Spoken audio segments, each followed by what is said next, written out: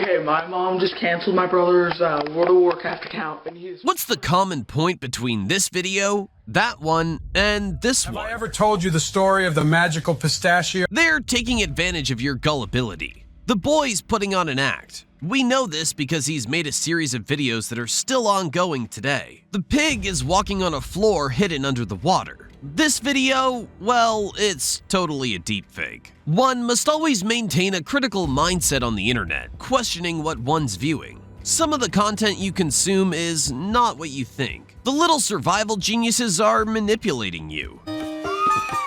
You've surely come across these videos. 100 million views for this underground pool. 235 million for this temple with a slide. Almost 600 million for a water park. There are dozens of channels like this. 2 or 3 men from the depths of the jungle who build all kinds of stuff by hand with simple primitive tools. The concept was created by the Primitive Technology Channel, an Australian survival enthusiast who explains in detail how to make ovens, knives, shelters, and even catapults. It's fascinating. 10 million subscribers and 1 billion views. Well deserved. Inevitably, success attracts envy. A bunch of people will copy it and get 10 times more views than the original. They remove explanations and make the video silent, and that way everyone will understand. People don't have the time and the patience for details, so they make them 10 times faster. And then the projects are completely crazy. When Primitive Technology shows you how to make a raised bed, others are building 3-story houses, dog castles, or even villas. Of course, it's too good to be true.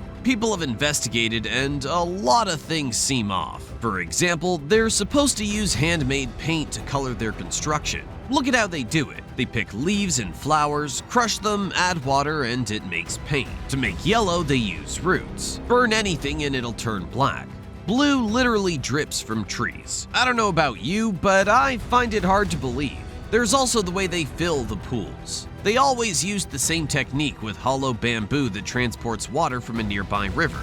Lucky for them, there's always a river nearby and upstream, so one could say they choose the location on purpose. Nevertheless, when you see a small stream of water turning into a dozen fountains, it seems strange. The worst part is that the basic concept of digging everything by hand doesn't hold up. Just look at this video where he's supposed to be using a simple stick, but when you look at the walls of the hole, they look remarkably smooth. You can sometimes see traces of a digger and the guys in the background helping them dig. We have much more concrete evidence of the staging. For example, the YouTuber SunnyV2 managed to get in touch with the cameraman from one of these channels, who explains that in addition to the construction equipment, there are more than a dozen people who can work on these projects, including an architect and someone to manage the actors. Another person even stumbled upon construction sites with industrial cement bags, fake bamboo pipes, and of course, no water sources nearby. Well, okay, it's nonsense, but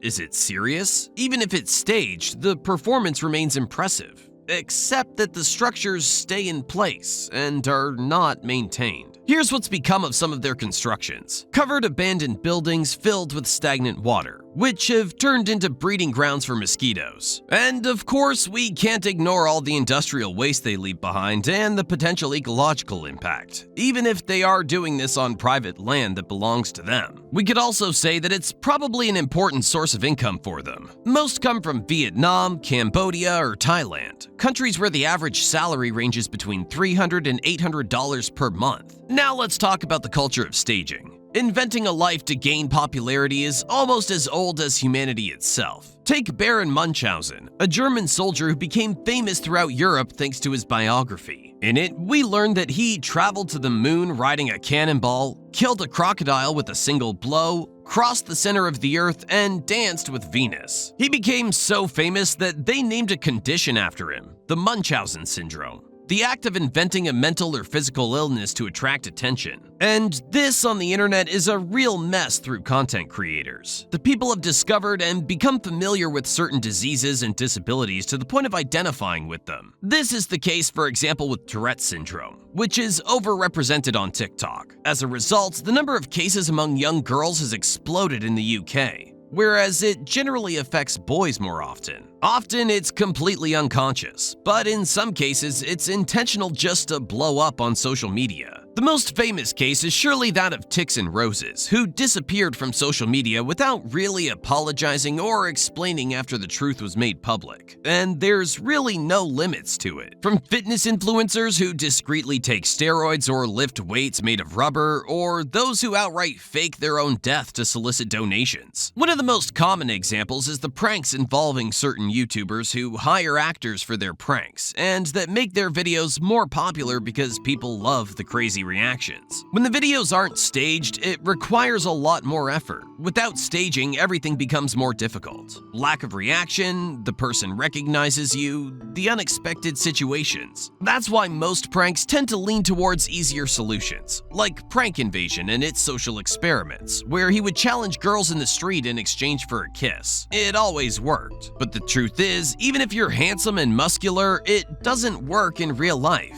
The girls were actresses, sometimes misled about the content of the videos. But sometimes the pranks can be really dark, like staging African Americans demolishing a car with Trump stickers just because it was parked next to their house. This can have serious repercussions, even if the fake is proven. Millions of people have seen it without knowing the truth. The worst case is that of Josh Paler. He's gonna blow up on YouTube thanks to his video where he gives $100 to a homeless person and films what he does with the money. The video is staged, of course, but the most terrible part is what follows. People become fond of Thomas, the homeless man, who'll become a little star of the channel, appearing in several videos. Josh would even go so far as to open a fundraising campaign to help him get back on his feet, which would raise nearly $150,000. Thomas would be found dead in an alley a few months later as a result of his alcoholism. The money and sudden fame only dragged him down further, and the videos where John showcases him are still visible on his channel. This is a cult of staging at the expense of the consequences. We've had plenty of examples, like the family of 5 who lost custody of their children after mistreating them for views, or Mona Lisa Perez, who killed her boyfriend by shooting him at point-blank range with a Desert Eagle. He held an encyclopedia in front of him thinking that would stop it. Well, she still has an active YouTube channel today where she does podcasts. Could all of this not have a direct link to the origins of video on the internet? Even more so for us Americans, who discovered vlogging with the very first female YouTuber in history, Lonely Girl 15.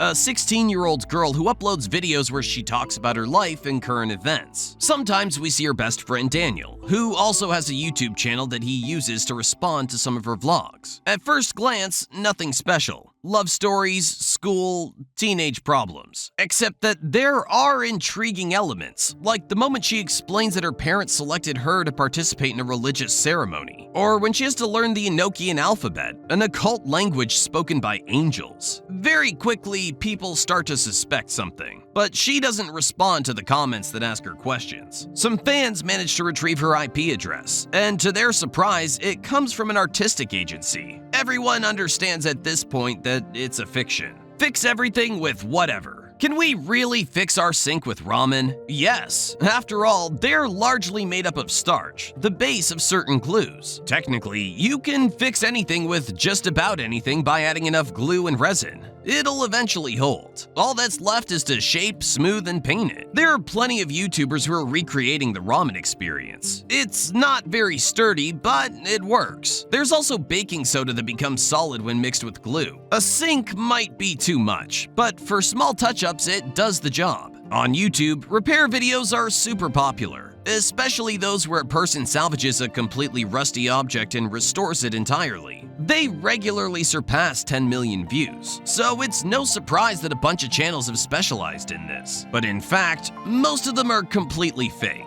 For some, it's completely obvious. Take this video from Restoration VR featuring the discovery of a console in the middle of a dump. It looks to be in a disastrous state, completely covered in mud and rust. First of all, rust on plastic is a bit strange. He dips it in water with baking soda and scrubs it with a brush. A real cleaning method if you give up all hope of getting it to work again. Except that he puts batteries in it and the console turns on. There are tons of videos of that style, featuring a PS1, a computer, AirPods, or drones. Looks like water's a real cheat code. Any electronic object is like new after a shower. Some videos feel intentional, like they're just for laughs, but certain channels are more insidious. They deliberately provoke rust. For example, with a mixture of vinegar, salt, and hydrogen peroxide. It's incredibly fast, and the result is astonishing. Often they do this to have cooler objects in the video. Fixing scissors is nice, but an AK-47 or a Desert Eagle gets more views. This fascination for repair has ultimately gone off the rails. You might be thinking of channels like 5-Minute Crafts with their completely improbable tutorials. We also have the Unlikely Fishing Techniques with their setups where the worst traps in history catch dozens of fish at once, which also exist in a shell version with guys who find all sorts of colorful pearls by opening just about anything. The next time you feel like satisfying your curiosity, take a few seconds to think about what you're looking at. Sometimes behind the camera, there are individuals with less than honorable intentions who will continue as long as the channels are getting views. It would be misleading to think that YouTube is the center of these practices. Whenever there are views to be gained, there'll be people staging content. And be careful, it's not just YouTube. Even shows with a good reputation often stage things. Of course, people want to watch videos where things happen. Staging is neither good nor bad. It depends on why we do it.